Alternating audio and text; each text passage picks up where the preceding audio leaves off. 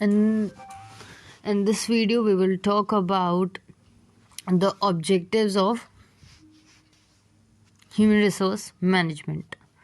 So there are, first is societal objective,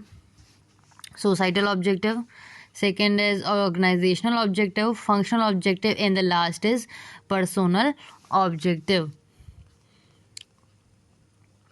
So let's talk about first societal objectives. The society may constant rationality with regards to human resource decision through laws, for example reservation and other laws that addresses social discrimination, health, safety of workers, moral. तो ये जो है objective ये चाहता है human resource का कि हमारा जो ह्यूमन को लेकर जो भी तरीके की रेशनैलिटी है या उस जो भी तरीके की कॉन्फ्लिक्ट है वो ना हो, या फिर हमें सारी और हमें जो है सारे लॉज फॉलो करना चाहिए और सोसाइटी का डिस्क्रिमिनेशन या सोशल डिस्क्रिमिनेशन नहीं करना चाहिए, जैसे काले गोरे का भेदभाव कर रहे हैं हम. हेल्थ को देखना चाहिए, सेफ्टी ऑफ वर्कर्स, मोरल, सबकी वैल्यूज़, आइडियोलॉजिकल बियास, ठीक है, with other such issues are considered in the society. तो जो सोसाइटी से रिलेटेड ऑब्जेक्टिव्स है ना, वो यही कहेंगे कि सोसाइटी को है जो है सब सारे लोगों को देखना चाहिए, किसी के अंदर डिस्क्रिमिनेशन ना हो, उनकी सेफ्टी, ठीक है, और उनकी जो हेल्थ है उस सब चीज़ों का ध्यान देना, that is considered in societal objective. And the next is now let's talk about the organizational objective.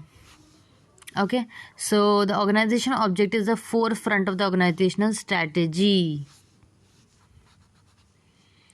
So coordination and harmonization or organization wide effort and stressing in the role of human resource management in contributing towards the organization effectiveness.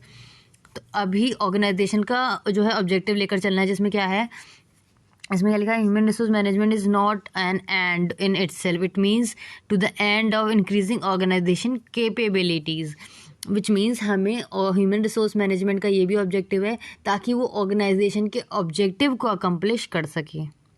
ठीक है, उसका ये बहुत ही main objective है. सबसे main तो यही हम कह सकते हैं कि हमारे को ह्यूमन को जो रिलेशनशिप है उनको ध्यान में रखना है, उनकी कंसर्न को, उनकी ग्रेवियंसेस को, उनकी नेसेसरी चीज़ों को, because they are the resources in through which we can achieve our objectives. ठीक है, वो बहुत ही हमारे लिए, हमने पहले प्रिंसिपल में भी यही पढ़ा था कि ये बहुत इंपॉर्टेंट रिसोर्स है हमारी ऑर्गेनाइजेशन के लिए, है ना, ह्यूमन रिसोर्स. तो ऑर्गेनाइजेशन को बढ़ाने के लिए मतलब हम अकेले तो नहीं बढ़ा सकते, सारे लोग मिलकर एक ऑब्जेक्टिव रखेंगे तभी तो वो ऑर्गेनाइजेशन के ऑब्जेक्टिव पे काम करेंगे और जो है एफर्ट्स लगाएंगे, तभी वो हमारे जो ऑर्गेनाइजेशन को एक हायर पोजीशन पे ले जाएंगे, हमारे टारगेट्स अकम्प्लिश करेंगे और हमारे को डेवलप करेंगे. Next is functional objective. We are talking about functional objectives and this.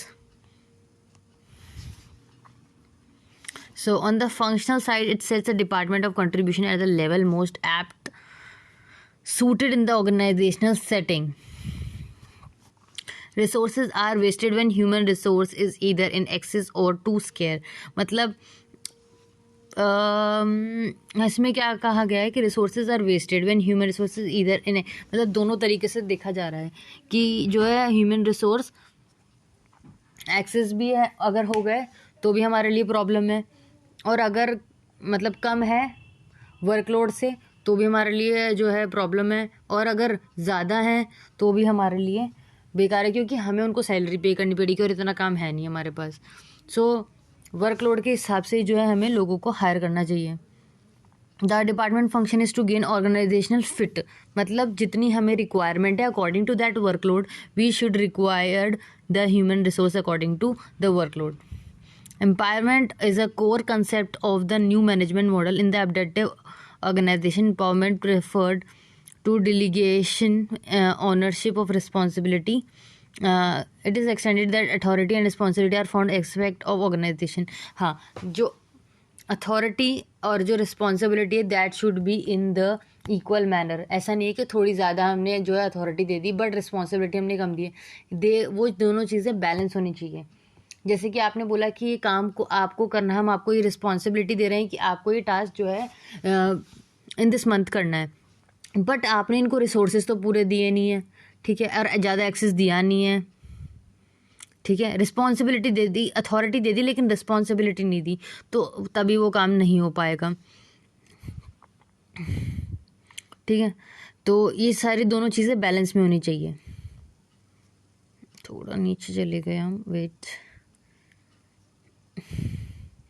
Now let's now our last objective is personal objective. It implies assistance rendered to employees in achieving their personal goals in so far as these goals enhance individual contribution to the organization. Personal objective of employees, अब इसकी बात हो रही है, must be, मतलब यहाँ से ढंग से पढ़ना है हमें, must be met the workers are to be retained and motivated towards better performance.